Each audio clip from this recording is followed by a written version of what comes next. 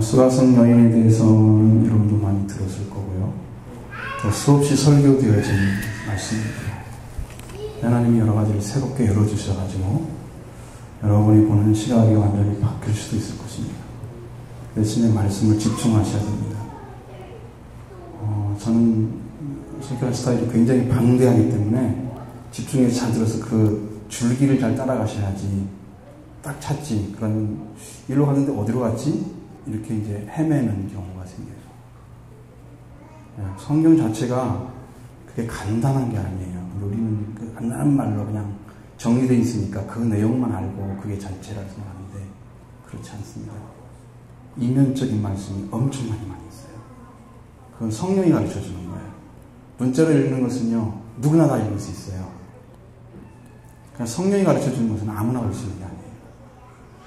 그러니까 여러분 그 위치 보고 이 여인이 어떻게 예배를 사모하는 자로 예배를 드리는 자가 되었는가? 그 문제입니다. 오늘 그리스도를 믿고 교회에 출석하는 모든 분들은 정말로 예배를 바르게 하나님의 응답하는 예배를 드리고 싶어요. 사모합니다. 만나고 싶어 합니다. 그래서 요즘 말에 유행어처럼 쓰이는 말이 예배에 성공하십시오. 예배를 어떻게 성공하는지 잘 모르겠어요. 저는 그 말 자체를 받아들이지 않습니다. 하나님이 받으시면 받으시는지 성공은 뭔 성공이에요. 내가 어떻게 성공을 해요. 하나님이 받으시는 예배 드리라는 뜻이겠죠. 그 예배를 사모하는 거예요. 그 예배를.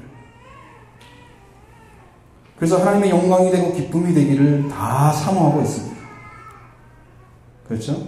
그런데 그렇게 그런 길을 걷고 있는 분들은 많지 않다는 거예요. 그것도 사실이죠. 예배를 드리고 나서 큰 기쁨이 있고 감사가 있고 참으로 내가 이렇게 신앙생활을 해야지 하면서 자신을 돌이켜서 말씀과 함께 살아가는 그런 그리스도인들이 많지 않다는 거예요.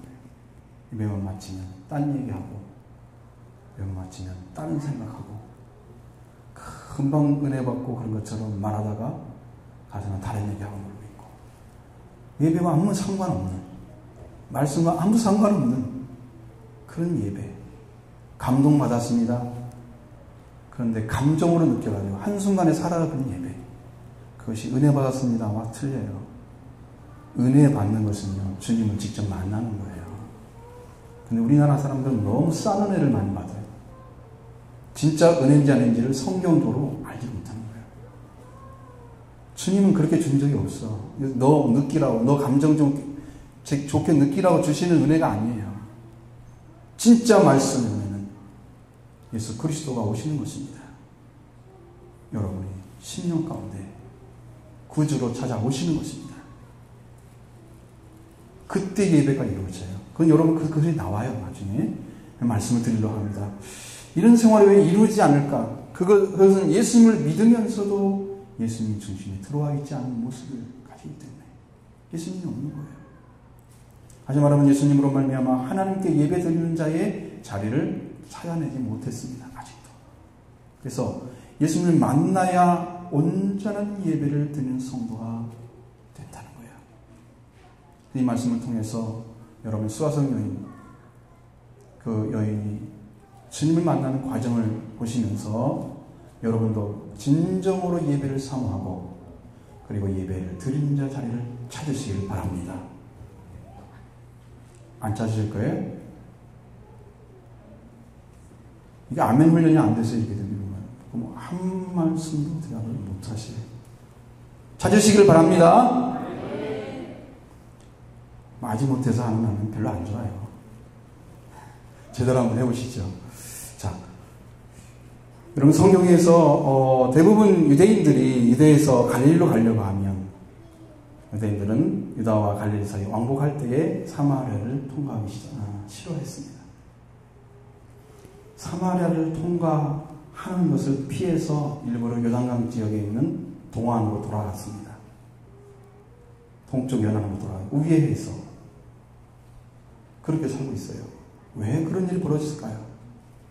자, 사마리아의 수가성의 성은 야곱의 우물에서 가까운 곳에 위치해 있기 때문에 그 위치를 찾아보면 여러분 이해가 될 것입니다. 자, 3절 6절 말씀 같이 읽어보겠습니다. 유대를 떠나서 다시 갈릴리로 가실새 사마리아를 통과하여야 하겠는지라. 사마리아에 있는 수가라 하는 동네에 이르시니 야곱이 그 아들 요셉에게 준 땅이 가깝고 거기 또 야곱의 우물이 있더라. 예수께서 길을 가시다 피곤하여 우물 곁에 그대로 앉으시니 때가 6시쯤 되었더라. 아멘. 자, 먼저 수가성은 어디쯤 있을까? 야곱과 관련되어 있습니다. 야곱의 우물 평원을 지나서 동북쪽으로 한 1km쯤 가면 거기 에발산이 있습니다. 에발산의 동쪽에 아스갈이라는 마을, 지금의 아스갈이라는 마을과 동일시되는 곳입니다. 실제 하고 있는 동네죠. 그럼 야곱의 우물은 어디 있을까요? 이 우물은 야곱이 판 곳으로 되어 있습니다. 야곱이 그 우물을 팠는데 세겜은 오늘날의 나블루스라는 곳입니다. 근데 거기에 이제 동쪽으로 한 2km쯤 지점에서 바르 야쿰이라고 아라비아 사람들이 불러요. 그 말을 해석하면 야곱의 샘입니다. 그 사람들이 부르고 있어요. 아랍 사람들이 지금도. 야곱의 샘이 있다는 거죠. 비옥한 무크나 평원이 세겜 골짜기로 좁혀지고 있는 이 지점인데 그리심산 기슭에 있고 나블루스 도로가 십자로 교차하는 그런 부분에 이렇게 존재하고 있습니다. 자, 그러니까 거금방에서 바라보는 그 그림심산은 굉장히 아름답습니다. 경치가 너무 좋은 거죠. 그래서 지하수를 얻는데 최적한 지점이 야곱이 판 우물입니다. 이 우물에 대한 분쟁을 피하기 위해서 분명히 사람들이 많이 야곱의 우물에 대해서 연구를 했습니다. 우물 밑에 쓰레기가 얼마나 많이 썼는지 몰라요. 그런데 그 쓰레기가 채워져 있는데도 불구하고 그 깊이가 아직도 23m의 깊이를 가지고 있습니다. 어마어마한 깊은 곳이에요. 우물은 작지만 내부는 넓어서 직경 2.3m의 그 정벽으로 되어져 있습니다. 우물벽으로 만들어져 있어요. 그 야곱이 그 아들 요셉에게 준 땅이 가까운 것이었다 그랬습니다. 야곱이 언제 그 요셉에게 땅을 줬느냐? 야곱은 세겜의 추장 하몰의 아들로부터 은 100개를 주고 산 땅이 세겜 땅입니다. 거기로부터 약 북쪽으로 65km 지점인 에발산과 그리심산 사이에 존재하고 있는 곳입니다. 예수님께서 이곳에서 사마리아의 수가성 우물에서 그 여인을 전도하신 것은 무엇을 보여주기 위해서느냐? 모든 사람에게 다 필요한 물을 통해서 하나님을 구하고 예배를 드리길 원하며 영적인 삶을 추구하며 그 영적인 목마름을 가지고 있는 그 여인에게 참된 음료인 생명의 물을 알게 하려고 한 거예요. 예수님께서 길을 가시다가 피곤했습니다. 여러분 그 물때 그대로 앉았어요. 그때가 6시쯤 됐다고 말씀하고 있습니다. 한국 시간으로 따지면 12시예요. 낮 12시. 이런 낮에, 한낮에 물을 깃는 여인이 있었다. 대개 우물에서 물을 깃는 시간이 석양이 아니면 아침이에요. 너무 더우니까. 그런데 한낮에 물을 길러 왔습니다. 다른 사람의 얼굴을 피해서 그렇게 살아가야 할 인생의 우여곡절이 있는 여인인 것이 이제 드러나고 있는 거죠. 이 사람 너무 물이 더우기 때문에 물을 깃는 사람이 한 사람도 없는 거예요.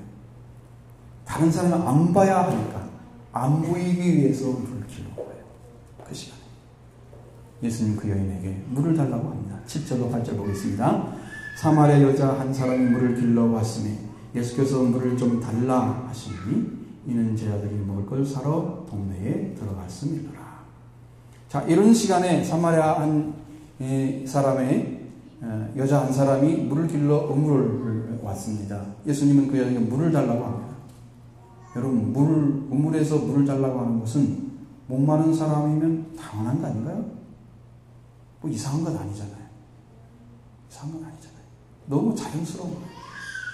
자, 피곤하고 그러니까 시원한 물을 마시고 떠날 수도 있잖아요. 근데 이 물을 한 모금 마시는데도 장벽이 있었습니다.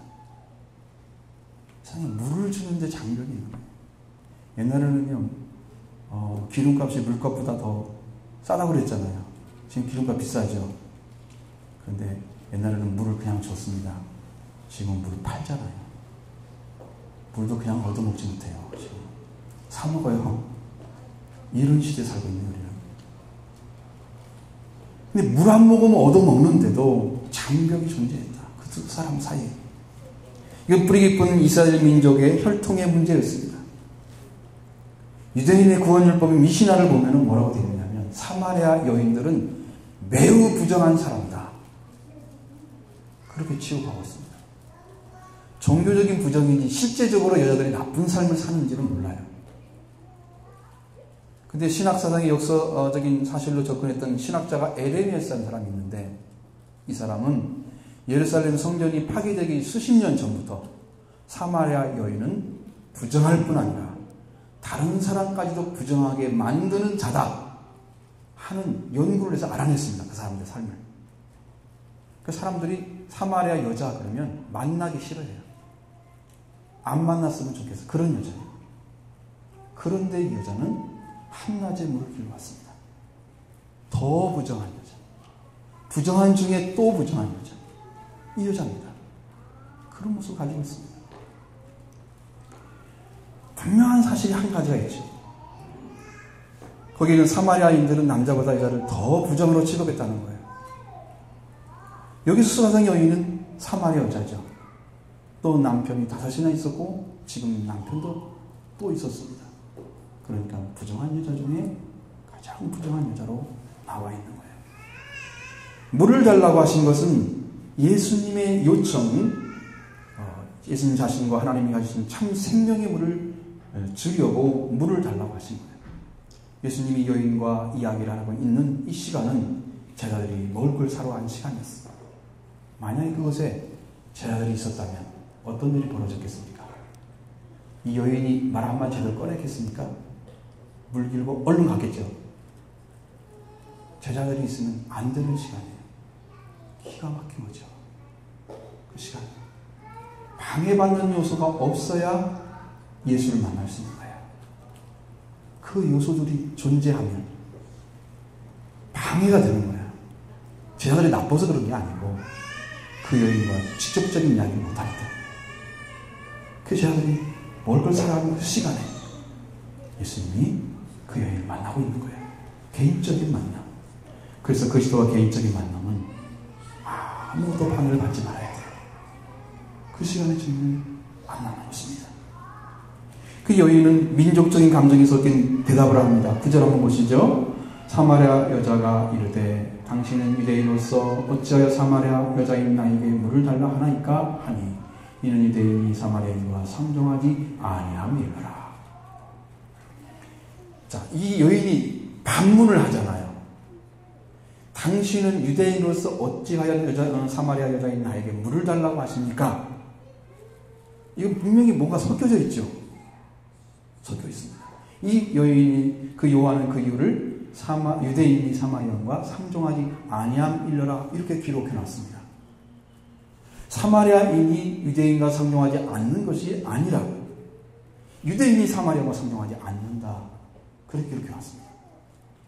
이 사실은 상종하지 못할 관계부터 깨뜨려야 이 여인의 마음에 생각을 돌릴 수가 있는 거예요. 지금 그것이 문제가 되고 있는 거예요. 내 마음속에. 상종하다는 게 뭐냐 그러면 뭐뭐와 친하게 교제하다 그런 뜻입니다. 그러니까 교제가 안 이루어지는 거예요. 만나도 말 한마디 안 하는 거예요. 여러분 안 친밀하면 친밀하지 않은 사람 만나면 말 한마디 안 섞죠. 모르는 사람 옆에 있으면 말 한마디 안 섞죠. 안 친밀한 거예요. 상종하지 않는 거예요. 왜? 친밀하지 않는 거예요. 교제하는 마음 그것이 아니고 교제가 아니라 경계하는 마음, 차가운 마음, 여인의 마음속에 그게 가득 차 있는 거예요. 이 여인이 유대인들에 대해서 적대감을 가지고 있어요. 그것은 사마리아인이라면 아주 정상적인 것입니다. 그들의 입장에서 보면 너무 왜? 그렇게 무시를 당하고 살아왔어요. 그들의 삶이. 이 사마리아가 왜 태어났느냐? 주전 721년에 아시리아 왕 사르곤 2세가 사마리아를 점령했습니다. 그 후에 사마리아가 함락이 돼서 전후의 사정에 대해 성경이 열왕기하 17장 1절부터 6절 24절 이 말씀을 보면 거기 다 기록이 되어 있습니다. 아시리아 문서에는 그 말이 다 기록되어 있습니다.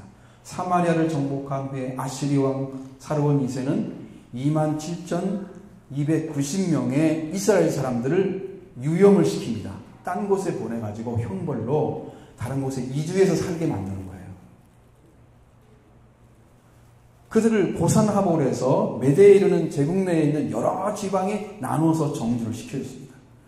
대신에 다른 피정복 민족이 또 있었는데 그들을 데려다가 사마리아 안에 산 곳에 살게 한 거예요. 자, 자기들은 다른 민족이 갖고 다른 민족은 들어왔어요. 뭐가 됐을까요? 혼혈족이 되어버린 거예요. 혼혈족이 된 거예요. 이렇게 각지에 퍼져가지고 살아가는 그 불쌍한. 그래가지고 이제 사마리아가 이제 부흥이 되기 시작합니다. 사람들이 막 그렇게 섞어 놓으니까 그 혼혈적으로 결혼을 하면서 막 살아가면서 이렇게 이제 막 살아가고 있는 것이죠.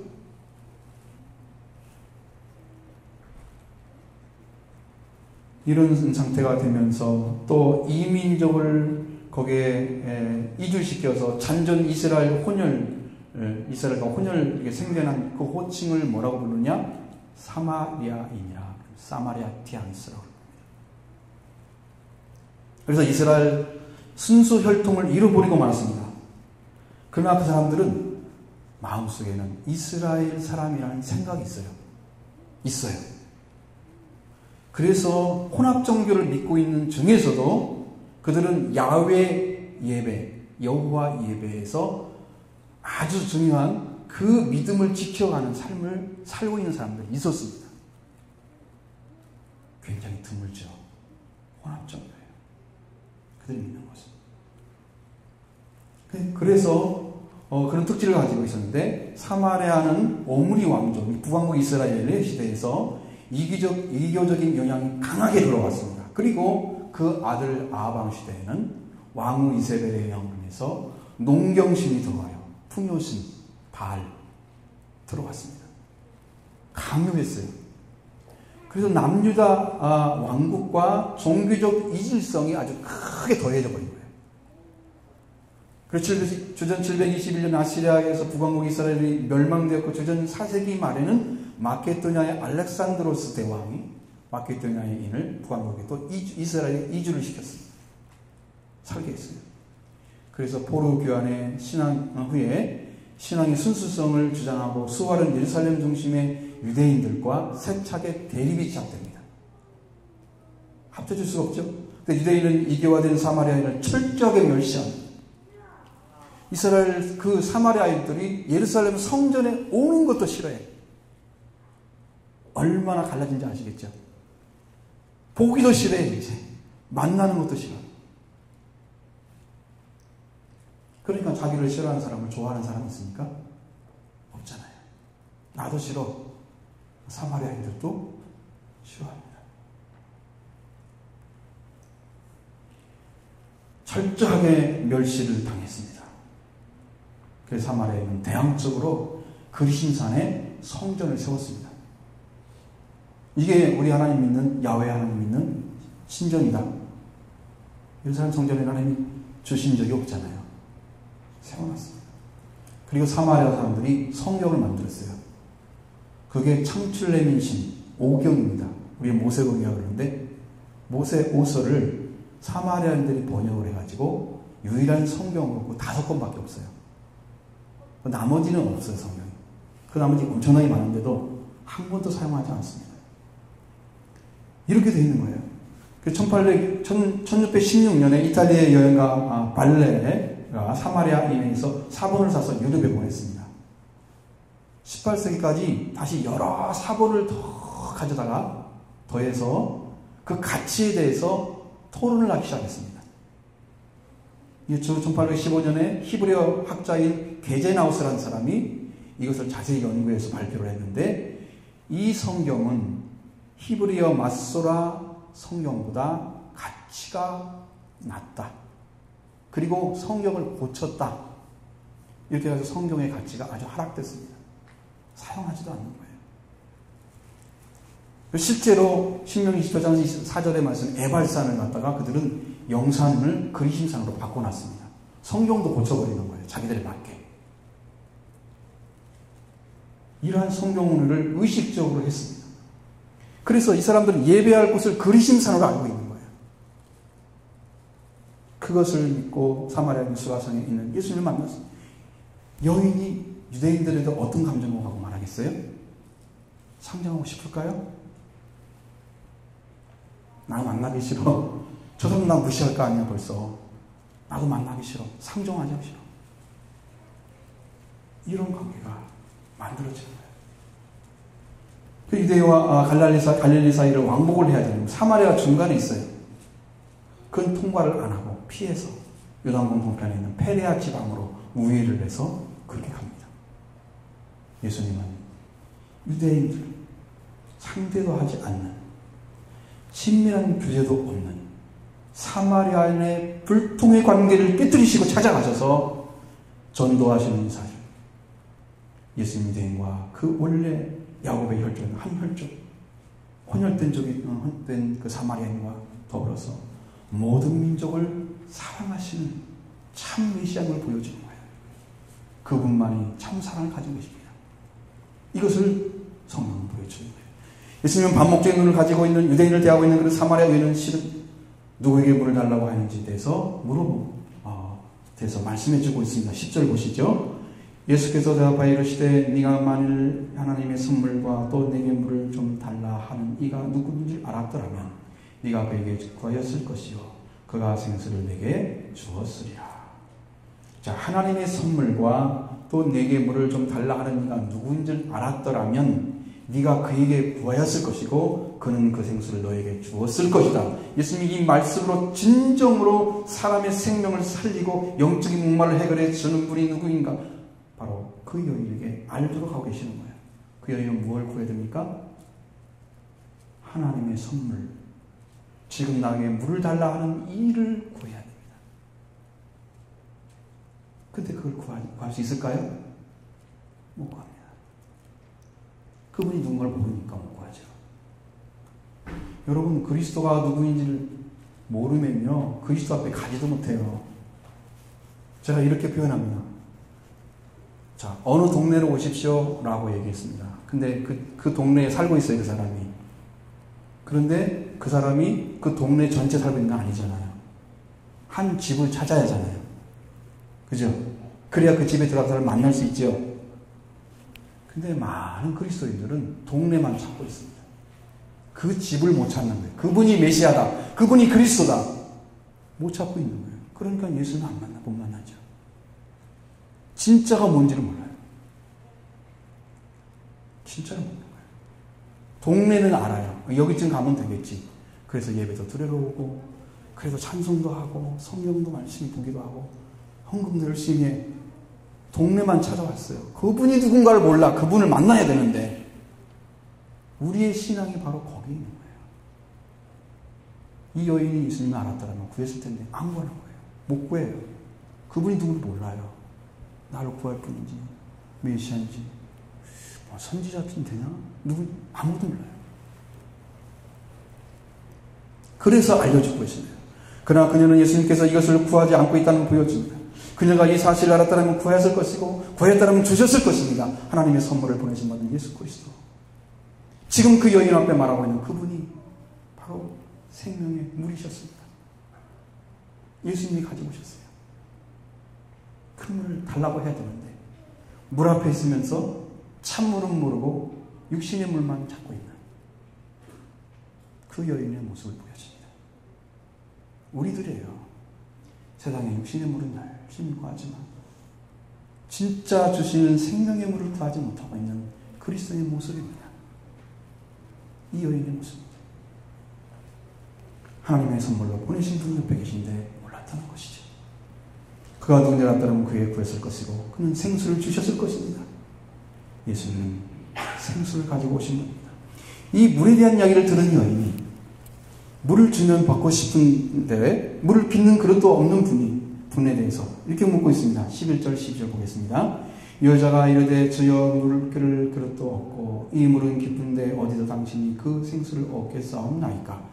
우리 조상 야곱이 이 우물을 우리에게 주셨고 또 여기서 자기와 자기 아들들과 짐승이 다 마셨는데 당신이 야곱보다 더 크나이까. 아멘. 이 여인은 자신이 볼 때 예수님은 물 기를 그릇도 없어요.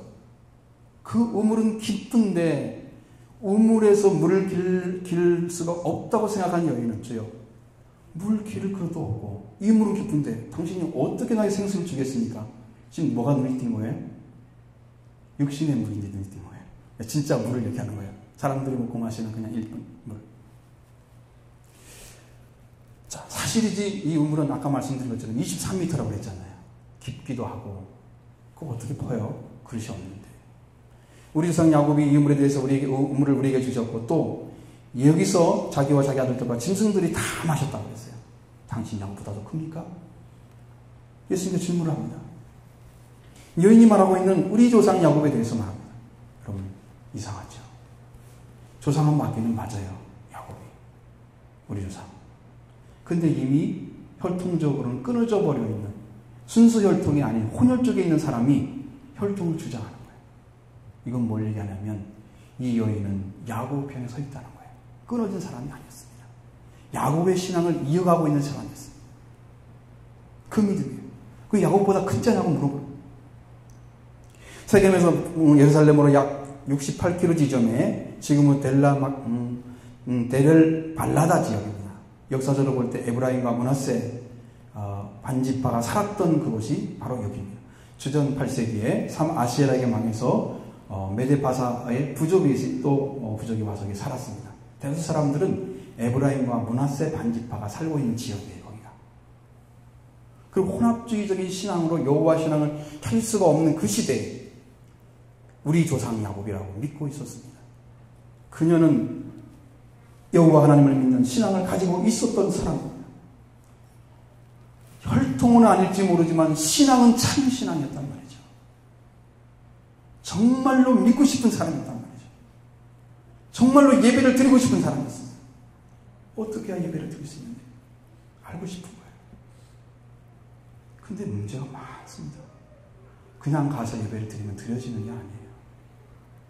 엄청난 문제를 해결하지 않으면 이 여인은 아무것도 모르는 거예요. 신앙이 간단한 것 같지만 실제 그렇지 않습니다. 우리 김정태 집사님 그 말씀 들을 때도 얼마나 힘들게 잘했어요. 근데 우리 정명 목사님 말씀 들어보면 더 힘들게 잘했어요. 갈수록 쉽게 찾는 것 같아요. 어머니는 더 빨리 하시고 여러분 더 빨리 받으실 거예요. 네? 오늘 받으셔야 됩니다. 반드시 받으셔야 됩니다. 자, 이 우물이 야곱과 그 가족의 짐승들이 다 마실 정도로 풍부한 물이 여기 있었기 때문에 다른 물이 필요하지 않았습니다. 그래서 예수님께 당신이 야곱보다 더 크냐고 물었습니다. 예수님은 야곱보다 크신 분입니다. 창조의 근본이십니다. 사람의 아들로 오셨고 그래서 사람이 태어났기 때문에 야곱보다 늦게 태어난 것처럼 생각하시죠? 아닙니다. 그분은 창세 전부터 계셨습니다. 예수님은 하나님께로 나오셔서 세상에 구주로 보내신 분이세요. 야곱보다 당연히 크죠. 알 수 있을까요? 이 여인은 모릅니다. 그래서 야곱보다 그냥 물어봤어요. 어리석은 거예요. 자, 이 질문에 대해서 예수님이 뭐라고 대답하십니까? 13절 14절 말씀 보겠습니다. 예수께서 대답하여 이르시되 이 물을 마시는 자마다 다시 목마르려니와 내가 주는 물을 마시는 자는 영원히 목마르지 아니하리니 내가 주는 물은 이 속에서 영생하도록 서는 샘물이 되리라. 아멘. 예수님이 이 물을 마시는 자마다 다시 목마르다고 말씀하셨습니다. 이 샘물. 이 물은 수화성의 우물물인 자연의 물입니다. 이 물은 누구나 마실 수 있습니다. 그런데 다시 목마릅니다. 예수님의 주는 물은 누구나 마실 수 없습니다. 그러나 다시 목마르지 않습니다. 여러분, 이게 달라요. 많은 분들이요, 일회용 신앙생활 하는 것 같아. 오늘 은혜 받았어. 정말 은혜 받았어. 그리고 오늘은 기쁘고 내일은 기쁘고 모레까지 기쁜데 3일 지나면 싹 사라져. 내가 언제 받았지? 일회용 신앙생활이에요. 언제 은혜 받았는 거야? 그게 생수가 아니에요. 여러분, 감정을 느낀다고 생수가 아니에요. 눈물 조금 흘렸다고 그게 회개가 아니에요. 진짜 와야 되는데 그분이 와서 생수를 줘야 되는데 마시고 있는 줄 생각하는 거야. 착각하고 있던 거야. 그래서 이 뭐라고 합니까? 내가 주는 물을 마시는 자는 영원히 목마르지 아니하리니 내가 주는 물은 그것에서 영생하도록 솟아나는 샘물이 되리라고 하셨습니다. 내가 주는 물, 즉 예수님이 주시는 물은 이 여인에게 필요한 물이었습니다. 이 여인이 구해야 될 물이었습니다. 그러나 여인은 우물물과 예수님이 주는 물을 구별하지 못하고 있습니다. 여러분도 이 우물물과 예수님이 주시는 물을 구별하게 되면 그때부터 구하게 됩니다. 지금 구하지 못하는 이유가 우물물과 예수님 주시는 물을 구분하지 못하는 거예요. 그걸 구하지 않아. 그걸 못 물는 거예요. 구별이 안 되는 거예요. 그래서 제가 우리 성도들한테 많이 물어본 말 중에 하나님 말씀과 인간의 말이 어떻게 다른지 구별됩니까? 물어봤습니다. 그것이 구별되면 하나님 말씀 따라 살아갈 수 있어요. 인간의 말이 더 큰지 하나님의 말이 큰지 구분도 못해요. 막 섞어가지고 살아요. 그러니 그 신앙이 뭐가 되겠어요? 여러분, 음식도 제대로 먹어야 하잖아요. 좋은 것으로. 썩어지는 몸이라도 하나님의 전이잖아요, 우리가. 그러니까 좋은 걸 먹죠. 거기다 뭐 더러운 거 섞어서 먹어요? 우리 영혼은 정말로 하나님의 순수한 생명을 먹고 싶은데 내가 가져다 주는 물들은, 내가 가지는 음식들은 다 섞어서 가지고 있죠.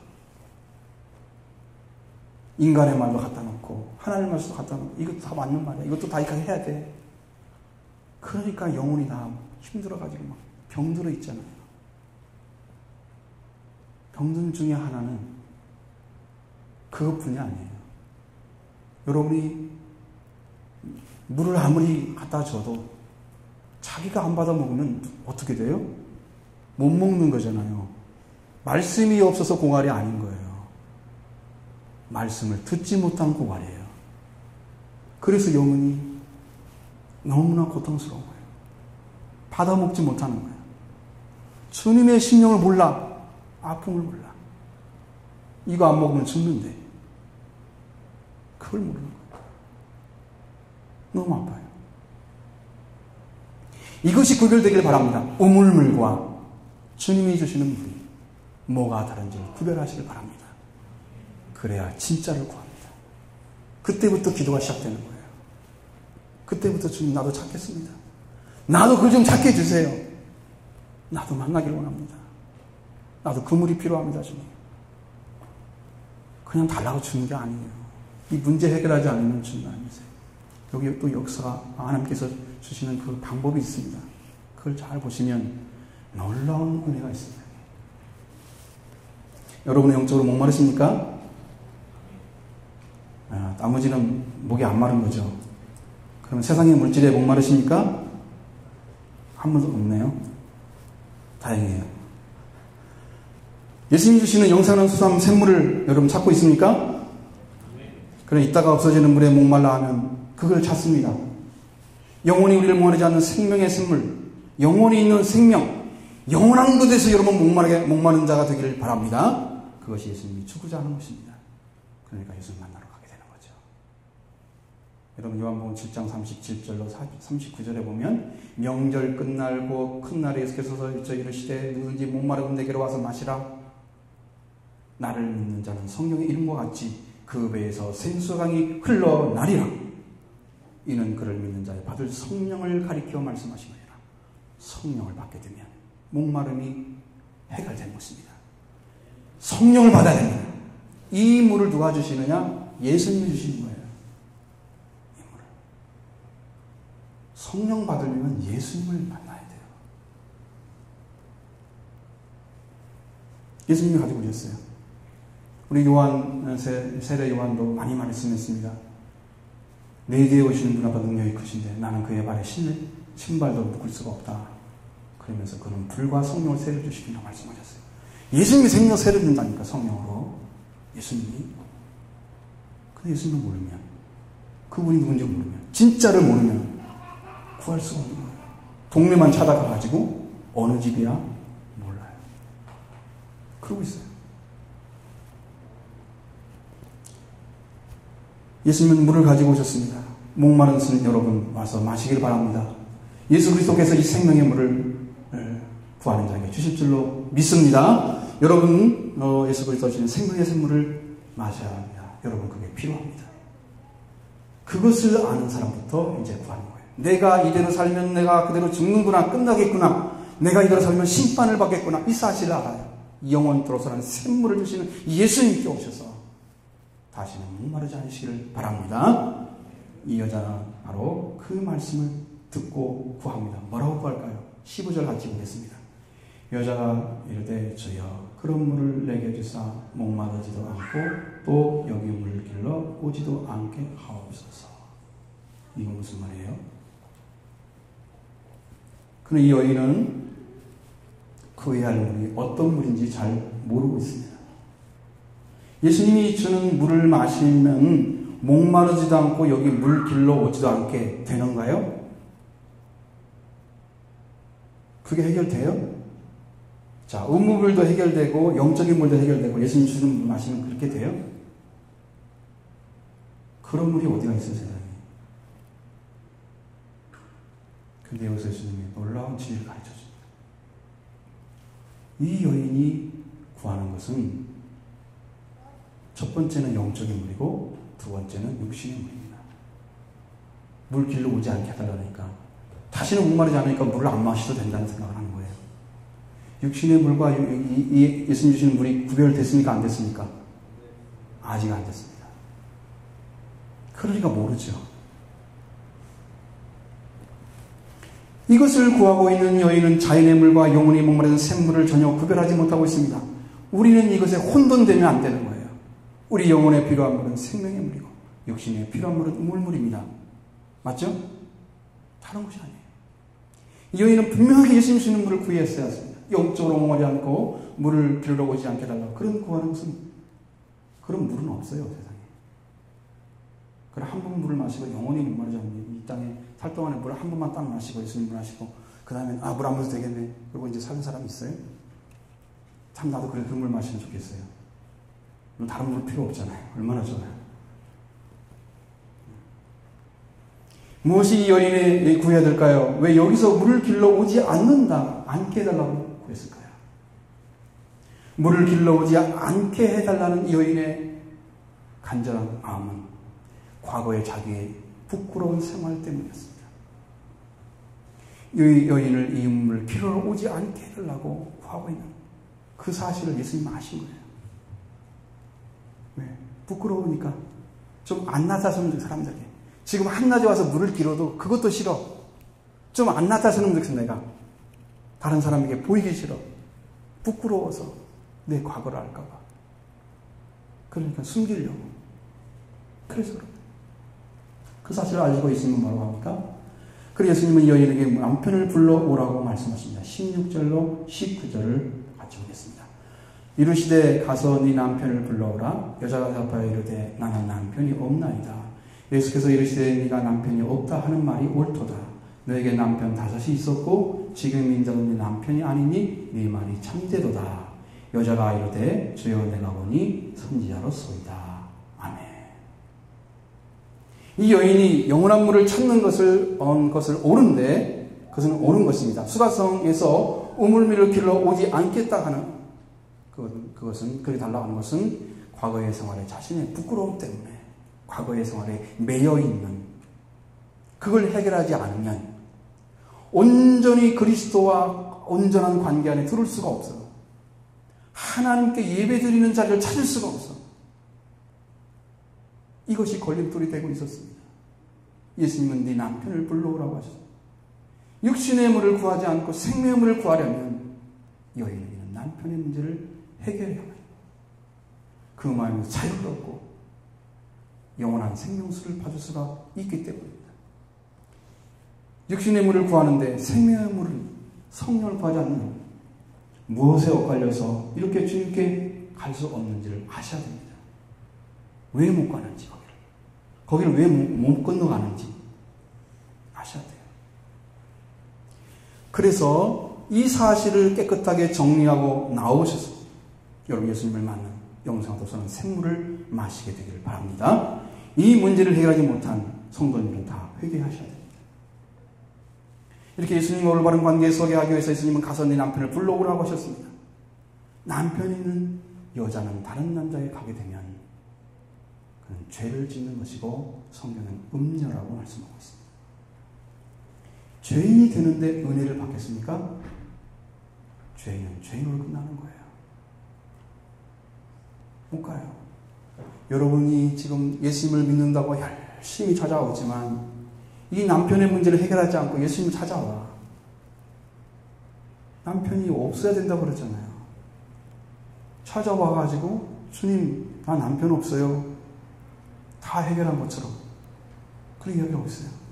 그러니까 여러분 그걸 못 보고 있는 거예요. 지금 뭐에 묶여 있는지 내가 무엇 때문에 안 되고 있는지를 모르고 묶여 있는 그 영적인 모습이 있는 거예요. 그 문제를 해결해야 돼요. 자, 로마서 7장 1절로 4절의 말씀. 왜 그런지를 확실히 알 수 있습니다. 여러분 같이 찾아보시면 좋을 것 같습니다. 신약성경 247페이지. 다 찾으셔야 됩니다. 영적으로 게으른 사람들은 안 찾아 지금도.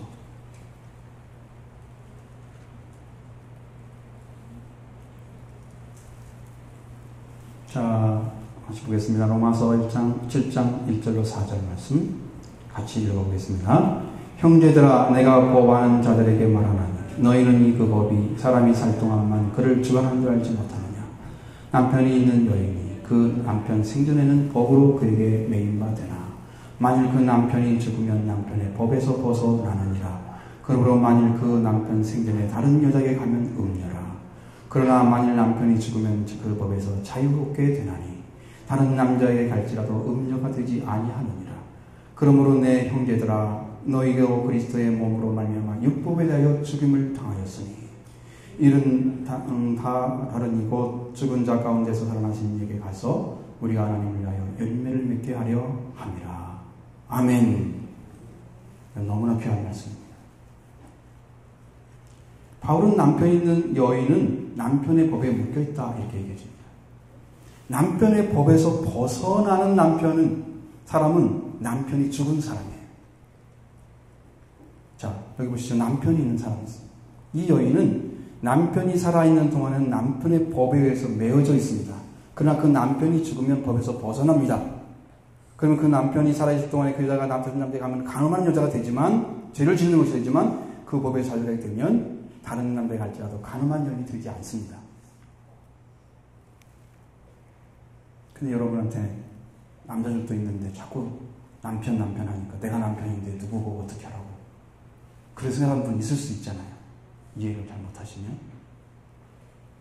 그러나 예수 그리스도는 우리에게 신랑이 되십니다. 그리고 사람은 다 신부관계예요. 다 신부. 교회는 아내이고 그리스도는 남편으로 되어 있습니다. 성경이 그렇게 만들고 있어요. 그래서 모든 사람들은 그리스도에게 가려고 가려면 우리를 붙잡고 있는 남편이 없어야 됩니다. 남편이 죽어야 돼요. 사도 바울은 사람을 그리스도에게 가지 못하도록 붙잡고 있는 것이 율법이라고 말했습니다. 여러분들은 남편의 역할을 하고 있는 존재가 율법. 여러분에게는 없었습니까? 여러분을 붙잡고 있는 누구예요? 여러분 그리스도를 믿지 못하게 하는 모든 것이 율법입니다. 그리스도에 가지 못하고 있는 여러분의 신령과 모든 삶 자체가 율법이에요. 그것에서 예수님의 죽음으로 이미 다 죽어놨는데 내 안에 예수님의 죽음, 십자가가 이루어지지 않으면, 부활이 이루어지지 않으면 그 남편에 벌써 해방되지 못하는 거예요. 이 안에서 이루어져야 돼요. 이 안에 남편이 죽어야 돼요. 여러분을 붙잡고 있는 남편이 죽어야 된다니까. 벗어나면 그때 그리스도에 갈 수 있는 거예요. 그 전에 다 잡고 있어 지금도. 여러분 보시면 아시잖아. 여러분 영적으로 보세요. 나를 무엇이 잡고 있어요? 여러분이 잡고 있는 거. 주님 가려고 하는데 막고 있는 그것이 바로 율법인데 그것이 남편 역할을 하는 거예요. 그것이. 거기에 죽어야 됩니다. 여러분 남편의 역할을 하고 있는 율법 존재, 그 어떤 행위를 하면 구원을 받는 것처럼 생각하는 분이 있다면 큰 착각입니다. 성경은 믿음으로 들어가지 않고 율법의 행위로는 의롭다함을 얻을 육체가 없다고 단언해서 말하고 있습니다. 그러니까 난 뭐 했어요? 주님 나는 이거 했어요. 저거 했어요. 다 자랑해보세요. 그건 나와 상관없다. 주님 그러십니다. 네가 나를 믿었느냐? 세상에 하나님께서 세상을 이처럼 사랑하고 복생자를 주셨대요. 유대인들을 사랑하는 게 아니고 이스라엘만 사랑하는 게 아니에요. 세상을 사랑해 주셨대요.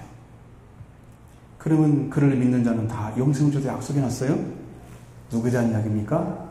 여러분 전체를 불렀다는 얘기예요. 하나님께서 세상을 사랑해서 독생자를 줘서 여러분을 불렀어요. 여러분 어떻게 응답하셔야 돼요? 그대로 믿어야 돼요. 독생자 예수 그리스도 그대로 믿어야 돼요. 그래야 해방되는 거예요. 근데 많은 분들은 나는 잘 모르니까, 나는 믿음이 없으니까 그러면서 자꾸 피해가더라. 그거 상관없어요. 지금 믿으시면 은혜 주시고 믿음 주십니다. 언제요? 내일 믿어요? 다음 주에 믿으려고요? 지금 믿으시라고요. 지금 믿으셔야 돼요. 거기에 대한 바른 응답을 하면 오늘 이 시간도 구원받을 수 있습니다. 주님이 오셔서 여러분의 심령의 죄를 씻어 주실 것입니다. 주님은 그걸 가지고 있는 능력을 가지고 있습니다. 그런데도 지금도 행위에 포함시켜가지고 이쁜 행위를 하면 믿음 좋네, 구원받은 사람 같네, 최고네, 그의 칭찬이 자자하죠. 조금 잘했다고 자자해요. 저는 칭찬 안 하기로 아주 유명한 사람이에요. 저는 칭찬 잘합니다. 여러분 성도를 물어보세요. 들어온 적 있냐고. 그러면 이제 사람들 생각이에요. 인간미도 없어. 어쩌면 저렇게 썰렁해. 말씀으로 보면요, 칭찬할 수가 없어요. 회개시켜야 돼요. 회개시켜야 돼. 방법이 없는 거야. 이 사람은 죽는 걸 뻔히 보이는데 눈물이 매렵지 진짜. 죽는 걸 알면서 그냥 칭찬해줘요? 그래도 괜찮아, 열심히 해. 뭐 그렇게 적당히 이렇게 이쁘게 해줘요? 못합니다, 그걸.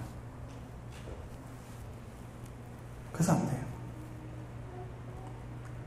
여러분이 잡고 있는 모든 것이 다 율법인지 아시기 바랍니다. 그러나 그리스도께서 몸으로 율법에 대해 죽음을 당하셨기 때문에 여러분의 문제를 해결하셨다는 주님의 몸으로, 여러분이 묶여있는 문제를 예수님의 몸으로 해결해 주셨습니다. 그래서 율법 매임에서 해방돼서 이제는 죽은 자 가운데 살아나신 저 부활하신 예수 그리스도에 가서 하나님을 위해서 열매를 맺게 하려 하신다고 말씀하고 있는 거예요. 이 남편의 문제 해결하시면 이제 예배를 찾게 되는 거예요. 이 남편이 있기 때문에 예배를 못 찾아요. 예배를 사모하는 자, 제 제목 달았지만 지금도 아니에요. 예배를 사모하는 자. 여기서 해결돼야 돼요. 이 수가성 여인이 진정으로 주님의 주시는 생명의 물, 하나님의 선물을 구하는 것은 남편에게 매이는 법에서 해방될 때인 거예요. 그러면 율법에 대해 죽으신 예수님에서 율법에서 해방되고 우리를 위해 다시 살아나신 이신 부활하신 그리스도께 가서 그를 믿게 되면 그는 참된 열매가 맺어져요. 그 열매가 맺어져야 오순절이에요. 그 열매가 맺어져요. 수가성 여인은 다른 곳에서 자유로운데 그 남편에게 매여 있었습니다. 이것은 어떻게 알 수 있느냐? 보통 여인들은 태양빛이 뜨거운 날 12시에 물을 길러 오지 않습니다.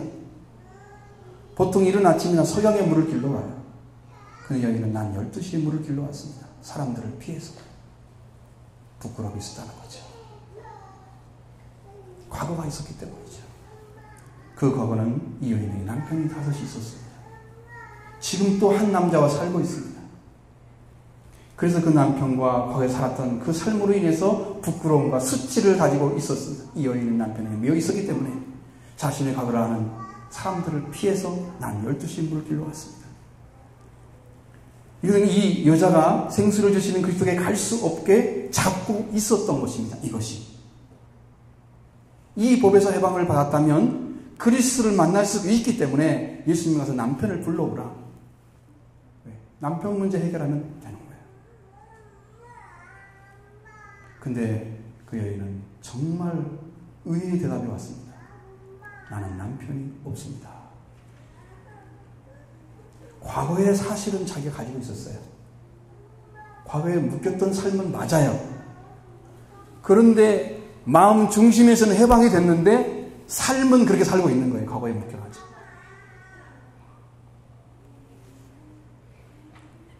그래 예수님 뭐라고 하십니까? 그래 네가 네 남편이 없다는 말이 옳도다. 너에게 남편 5이 있었고 지금 있는 자도 네 남편이 아니 네 말이 참되도다. 이렇게 말씀해 주셨습니다. 사실 이 여인이 남편이 없다는 고백은 정말 귀한 고백입니다. 여인은 과거에 남편은 제 남편이 아닙니다. 제 남편은 그 남자가 되면 안 되는데. 저는 세상의 사람을 더 이상 의지하지 않습니다. 저는 세상에서 나를 구원할 수 있는 사람은 지금 사람이 아니라는 것을 알았습니다. 나는 하나님을 믿고 있고 구원을 기다리고 있습니다. 이런 고백입니다. 이런 고백이에요. 더불어서 여인은 과거에 자기를 알고 계신 그리스도의 이유를 달지 않았습니다. 왜 그걸 다 하십니까? 기분 나쁘잖아요. 나의 과거를 다 꿰뚫어 보신 분 얼마나 무서워요. 솔직히 말하면. 그 앞에 서면 그냥 덜덜 떨리겠죠. 저 사람이 내 과거를 다 알고 내 마음도 다 알고 그냥 보기만 하면 다 알아. 두렵죠. 그러면 이유를 달만 하잖아요. 이유를 달지 않습니다. 진실하게 과거에 자신의 인생 경험이 자기를 막지 않게 하려고 예수님의 의도를 알았을 것입니다. 이 여인은 과거의 죄와 짝지었던 세계, 자신이 가지고 있었던 인생의 경험과 단절되고 생명의 물을 받는 준비가 되어져 있었던 거예요. 그때 삶에서 못 벗어났어요. 그 남편을 정리했으면 더 이상 이런 것을 의지하지 않고서도 당신은 참된 예배를 드릴 수 있는 준비가 되었다는 이야기죠. 해방됐습니다. 예수님 이 말씀을 들은 여인에게 말합니다. 내가 보니 선지자였소이다. 참으로 여인은 자신의 과거를 꿰뚫어보고 있는 허름한 차림의 유대인의 예수님이 이제 하나님 말씀을 전해주는 선지자로 보이기 시작했습니다. 자신의 남편이 없음을 알고 있는 예수님에 대해서 신뢰가 커졌습니다. 여인의 영적인 목마름을 가지고 있었습니다. 그 영적인 목마름이 다름 아닌 예배였습니다. 하나님께 드리는 예배, 어떻게 예배를 드릴 수 있을까? 어떻게 하나님을 기쁘게 할 수 있을까? 하나님을 어떻게 만날 수 있을까? 사모하고 또 사모하고 있었습니다. 그래서 여인이 예배에 대해서 묻기 시작합니다. 20절로 22절 같이 봅니다. 우리 조상들은 이 산에서 예배하였는데 당신의 말은 예배할 곳이 예루살렘에 있다 하더이다. 예수께서 이르시되 여자여 내 말을 믿으라. 이 산에서도 말고 예루살렘에서도 말고 너희가 아버지께 예배할 때가 이르리라. 너희는 알지 못하는 걸 예배하고 우리는 아는 것을 예배하나니 이는 구원이 유대인에게서 남이라. 아멘. 이 여인의 영적인 목마름이 무엇인가를 보여줍니다. 진정으로 하나님께 예배를 드리고 싶어 하는 거예요. 그런데 이 여인은 그곳이 있다고 생각하는 거예요. 예배 드릴 곳이 있다고 생각하는 거예요. 우리 조상들은 이 산에서 예배를 드리는 이 산은 어디입니까? 그리심산. 이 산은 수가성에서 가까웠습니다. 그런데 이 여인은 예배할 곳이 당신들은 유대인들은 당신이 예배할 곳이 예루살렘에 있다고 하더이다. 이렇게 합니다. 이 여인은 유대인들이 드리는 예배를 알고 싶어 했습니다. 그는 예배할 곳을 찾고 있었습니다. 여러분 예배할 곳 찾고 계십니까? 성경에 보면 절기를 지킬 때에 하나님이 택하신 곳에 가서 절기를 지키라고 말씀하고 있죠. 그래 그것은 예루살렘에 가야 됩니다. 그건 구약적인 믿음이에요. 예배를 찾는 자. 그런데 예배할 걸 찾아요. 하나님께서 예배 드리러 원하는 그 뜨거운 마음이 여인에 있었습니다. 그러나 예수님은 장소와 예배의 관계에서 말씀하지 않았습니다. 거기 아니야, 그거 아니야, 그 땅 아니야, 그 심산 아니야, 그것도 아니야. 여자야 내 말을 믿으라.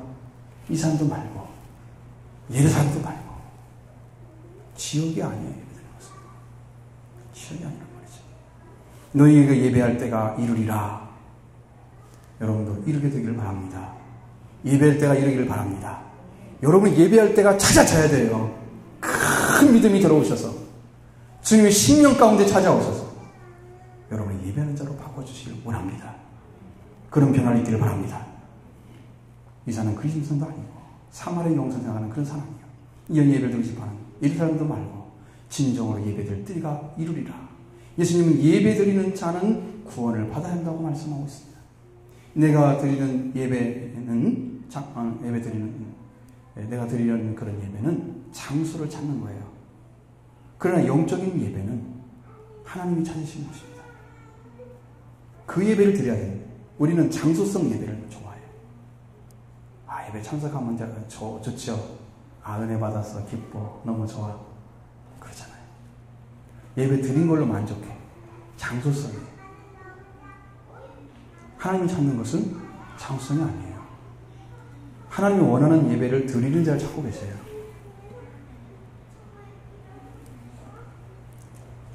자, 예배라는 게 뭐냐? 구약 성경에는 아바드라고 말합니다.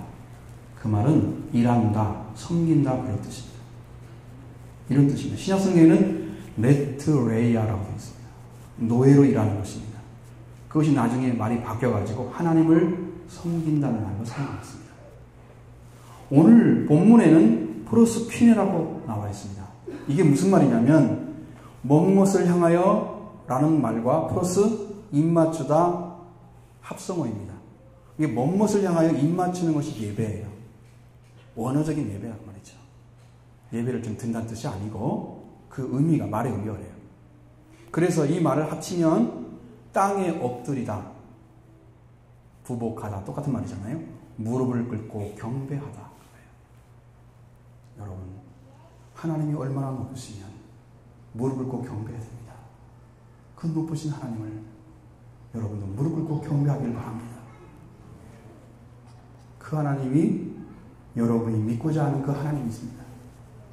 근데 여러분이 주님 앞에 무릎 꿇으십니까? 마음의 무릎을 꿇으셨습니까? 내가 겸손하게 무릎 꿇으셔야 됩니다.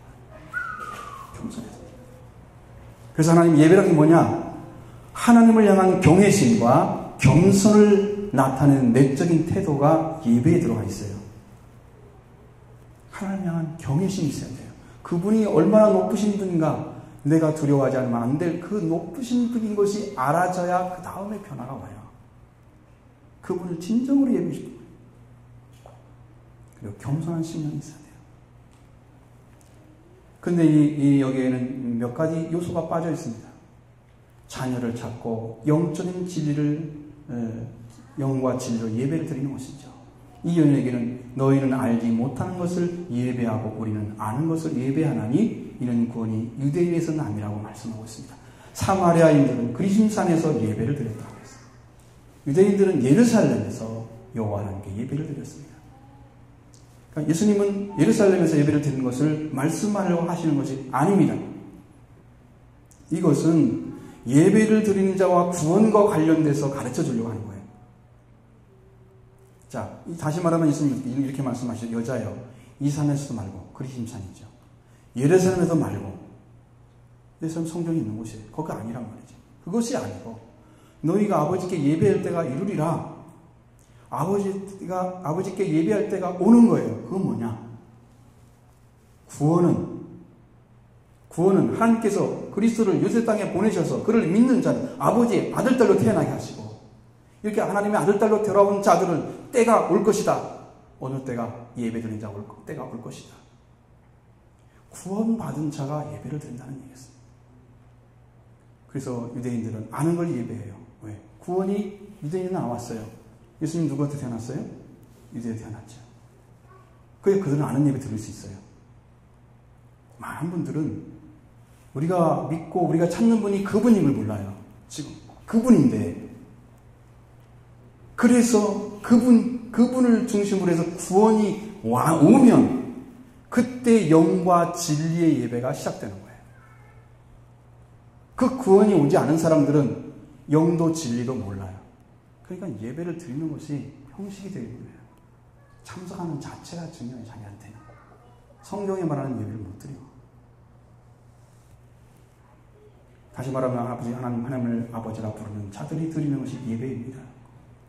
이렇게 하려면 예수님으로부터 영적인 관계가 회복되어야 합니다. 그래서 오늘 우리 하나님께 예배 들어왔는데 알고 드리는 사람이 있고 알지 못하고 드리는 사람도 있습니다. 사랑하는 성도 여러분 하나님을 아버지로 믿으십니까?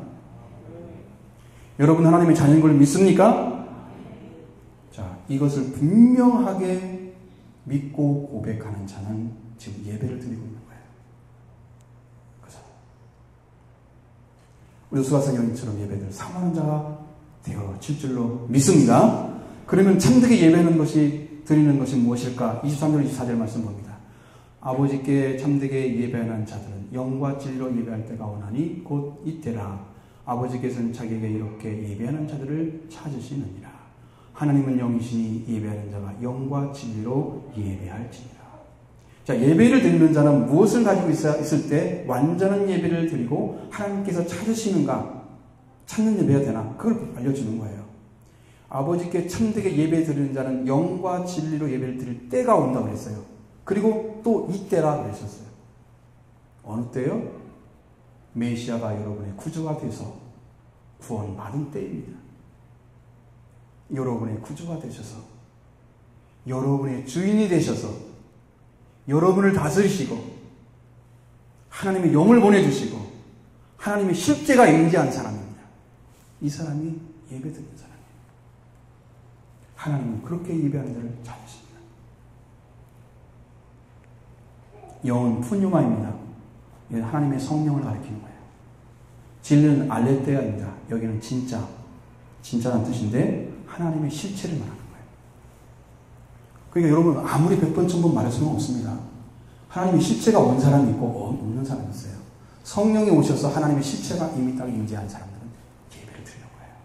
하나님은 그 사람을 지목하십니다. 너는 내 아들이다. 너는 내 딸이다.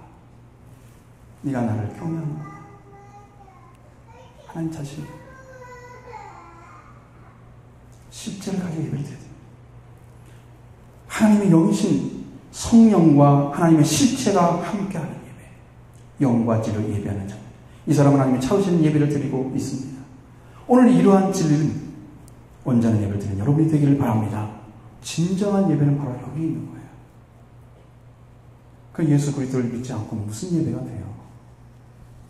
제일 이상한 것은 믿으러 왔는데 왜 안 믿고 있을까? 그것입니다. 제가 죄송한데 성남제일교회 박 목사님 얘기를 내가 잠깐 하려고. 그분 이제 지옥에 가가지고 간증한 얘기를 지금 말씀드리는 거예요. 여러분 충격받으시 마시고 그냥 들으시기 바라세요. 지옥이 너무 넓어서 천사한테 물어봤대요. 지옥이 왜 이렇게 넓어요? 너무 넓잖아요. 끝도 안 붙지. 말 그대로 그냥 어떻게 해를 수가 없어요. 그래서 천사한테 물어보는데 도대체 천국에는 몇 명이나 들어가는데요? 이렇게 물어봤어요. 그러니까 빗대서 얘기해 주는 거예요. 지옥에 1000명이 올 때 천국에 1명이 들어간다 그러시더래요. 천사가. 그러면 여러분 몇 명이 모여야 몇 명이 들어가겠어요? 10명 모이면 1명도 못 들어가나? 그거 아니잖아요. 퍼센트를 말하는 게 아니에요. 지금 여기에 지금 지옥 간 사람들은 예수 안 믿는 사람 빼내고 하는 얘기야. 빼놓고 그거 섞으면 더 적어 0.0000 몇에서 더 갈 거예요. 천국에 들어가는 숫자가 너무 적은 거예요. 근데 아무 염려 없이 여러분 잘 살고 있잖아요. 천국에 갈 수 있는 이거 티켓 따놔야 되는데 잘 살고 있어요. 그냥 대충 믿어도 괜찮아요. 참 문제가 되는 거잖아요. 그건 아닌데. 아닌데.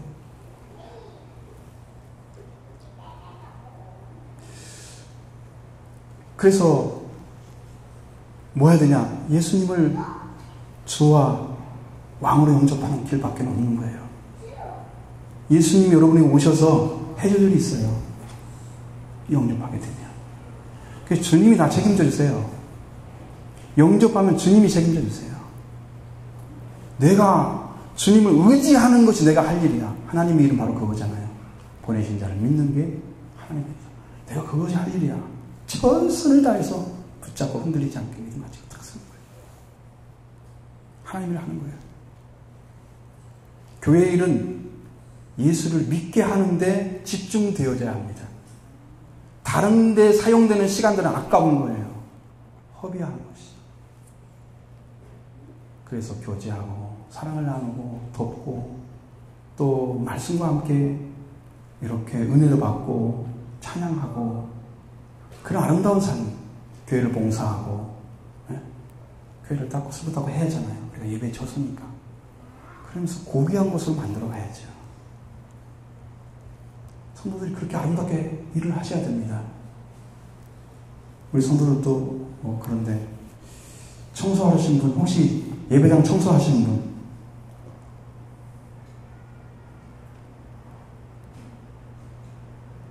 저는 청소 안 합니다. 참고로 저는 청소 안 해요. 그거까지 빼앗아 버리면 성도들이 할 일이 없어요. 그래서 저는 아예 처음부터 안 해버려요. 하려면 말안 말아요. 해야 될 일이 있으니까 본인들이 하도록 만들어놔. 저는 전혀 가난 안 해요. 근데 목사님이 청소하게 만드는 교회는 이상해요. 저는 못 들어봤어요. 저쪽에 예수소망교회라고 지금 이제 목사님 돌아가셨는데 거기는 잘하는 분이니까 그분도 성도들과 함께 막 하시더라고요. 하나님의 교회를 여러분이 섬길 수 있는 특권입니다. 오셔서 깨끗하게 어떻게 하면 예배당 아프게 이쁘게 성도들이 편리하게 와서 잘 지내고 예배드리고 교제하고 갈 수 있을까? 여러분 솔선수범해서 일하시기 바랍니다. 꼭 그렇게 하시기 바랍니다. 별로 재미없는 것 같아요. 자, 그 예배를 알려줄 분이 있어야 돼요. 그 여인은 지금 예수님 하신 말씀은 받아들이는데 그분이 메시아인 걸 지금도 몰라요. 예배를 찾고 있는데 메시아가 오지 않으면 예배의 문제 해결이 안 됩니다. 자, 그래서 25절 26절 보겠습니다. 여자가 이르되 메시아 곧 그리스도라 하는 이가 오실 줄 내가 아나니 그가 오시면 모든 것을 우리에게 알려주시리이다. 예수께서 이르시되 내게 말하는 내가 그라 하시니라. 이 여인은 참되게 예배 드리는 예배, 영과 진리의 예배를 하나님께 드리고 싶었습니다. 정말로 목마른 사람이에요. 영적인 목마름. 하나님께 예배 드리는 길을 열어놓으신 분이 예수님이라는 사실을 모르고 있었습니다. 그걸 못 찾으니까 지금 와서 계신 그분이 그분인 걸 몰라. 옆에 있어도 모르잖아요. 옆에 있어도 안다고요? 모르더라고요. 우리 총무사님 얼마나 영적인 제가 막 팍팍팍 오는 게 있는데 여러분 옆에 있어도 알아요? 모르시잖아요. 하나님 부어주시는 것이 너무나 큰 것을 여러분 이게 같은 목사니까 얘기해 준다 그렇게 생각하시면 듣지 마세요. 그런 사람들은. 아예 들으면 안 돼요. 왜? 그건 하나님의 말씀을 지금 잘못 듣고 있으니까. 정말 하나님 주십니다. 그걸 모르는 여러분들이 너무 안타까워. 왜 그분을 모를까? 옆에 있는데도 몰라. 지금 이 수화성 여인이 지금 옆에 예수님이 있잖아요. 근데 그분이 그분이고 몰라. 그럼 목사님 그 예수님이 아니야. 예수님 와서 계시는 거야, 실체가. 그걸 얘기하는 거예요. 예수님이라고 말하는 게 아니에요. 그러면 이제 큰일 나지, 이제. 우리가 믿는 예수님 따로 있고 또 예수님이 계시니까 그 두 분이잖아요. 그러면 안 되지. 주는 한 분이라고 그랬는데, 성경에. 그런 얘기하는 거 아니고 와서 시차가 계시잖아요. 그럼 와서 묻고 어떻게 길을 찾는지 좀 물어보셔야 되는데 안 물어봐. 다 잘 믿고 있는 것처럼 그냥 아니면 관심이 없는 거지. 예배를 드리는 모습이 자기를 증언하는 거예요. 예배 드리다가 갑자기 빠져나가잖아요. 텅텅 비었어요. 자기에게 맞는 말은 듣고 모르는 것은 안 듣고 이렇게 하면 안 돼요. 편식하는 거예요. 여러분 아이들한테 편식하면 뭐라고 하죠? 자기도 편식하면서 어떻게 뭐라고 해요?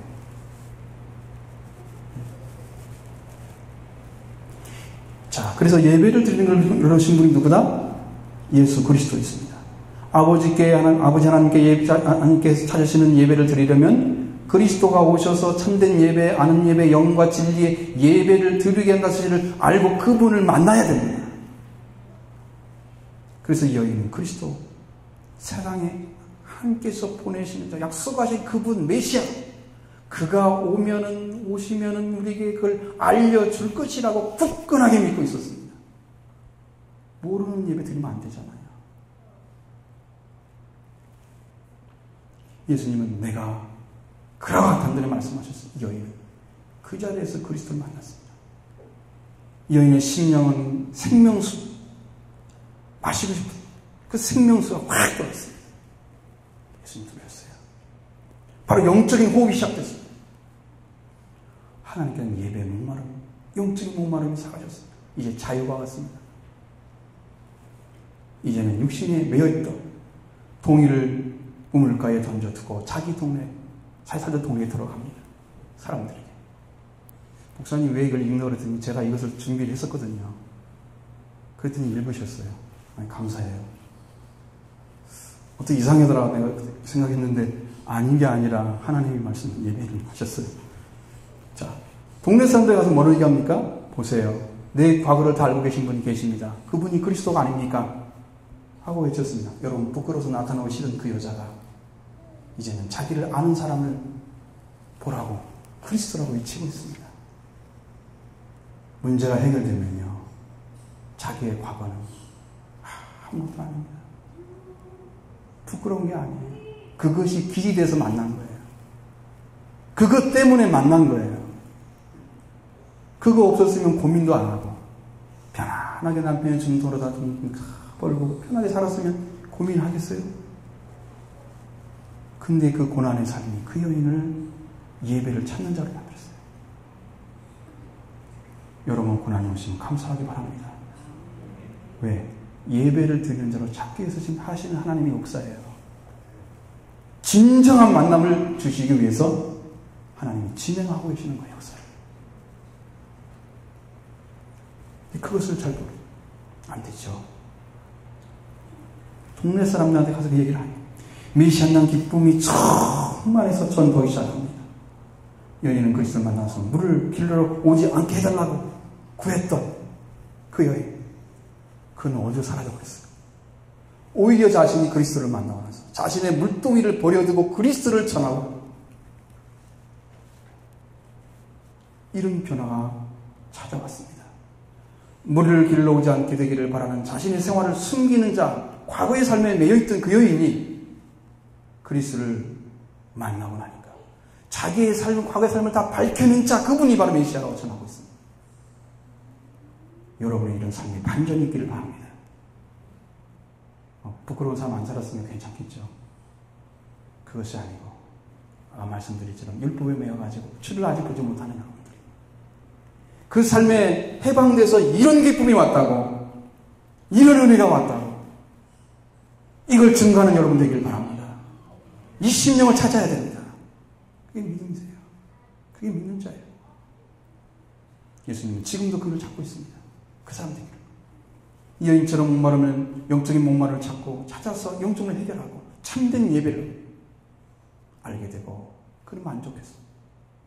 참 만족을 누리면서 그리스도 안에서 충만한 삶을 시작한 것입니다. 여러분의 이런 삶이 시작되기를 바랍니다. 자, 우리 한 목소리로 함께 기도하겠습니다. 여러분도 나도 참된 예배를 사모하면서 나도 참된 예배자 되기로 합니다. 나도 그리스도를 만나기를 원합니다. 하나님, 이 시간 그리스도 보내셔서 찾아오셔서 이 문제를 해결해 주옵소서. 간절한 심령으로 같이 기도하겠습니다. 아버지 하나님 감사합니다. 놀랍고 놀라운 은혜를 베풀어 주시고 그 사랑 가운데 인도하신 아버지께서 오늘 주님의 놀라운 사랑으로 우리를 다시 한번 세워주시고 이 축복의 길로 인도해 주시니 감사합니다. 아버지 하나님, 우리의 먼저 우리의 영적인 문제를 해결하시고 놀라운 축복의 요소를 하시옵소서. 그리스도 예수 보내신 하나님의 놀라운 사랑을 경험하게 하시고 그 사랑을 믿고 의지해서 주 예수 그리스도 안에 있는 놀라운 복음을 갖게 해주시고 놀라운 축복을 잡게 해주시고 놀라운 은혜를 경험하게 해주시고 아버지, 이 시간 남편의 문제를 해결해 주옵소서. 율법의 문제를 해결해 주옵소서. 과거에 매여서 하나님을 알지 못하고 옆에 계신 주님 그리스도 몰라보는 아버지의 눈이 먼 자가 되지 않았습니까? 하나님, 이 시간 우리 영적 문제를 해결해 주시옵소서. 사랑을 주시고 놀라운 은혜를 베풀어 주시고 놀라운 자비를 나타내 주시고